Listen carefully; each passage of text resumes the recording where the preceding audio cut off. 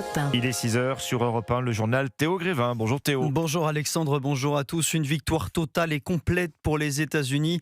C'est comme ça que Donald Trump qualifie ce matin l'accord conclu avec l'Iran.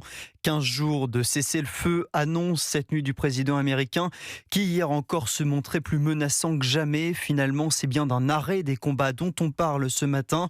Bonjour Antoine Bienvaux. Bonjour Théo, bonjour à tous. On va tenter d'y voir plus clair avec vous sur Europe 1 ce matin. L'objectif, c'est une paix durable et les discussions d'ailleurs débuteront dès vendredi. Oui, avec toutefois une condition préalable martelée en majuscule par Donald Trump, la réouverture totale, immédiate et sécurisée du détroit d'Ormuz.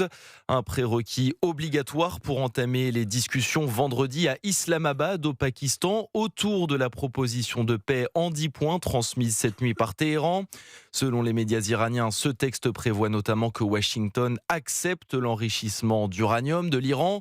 Donald Trump assure d'ailleurs que la question de l'uranium iranien sera, je cite, parfaitement réglée dans le cadre de cet accord.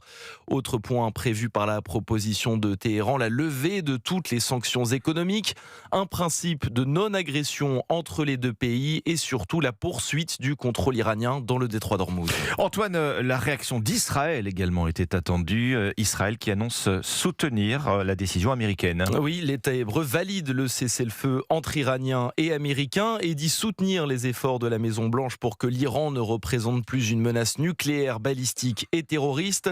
En revanche, contrairement à ce qu'affirmait cette nuit le Pakistan, Tel Aviv affirme que cet arrêt des combats ne concerne pas le Liban.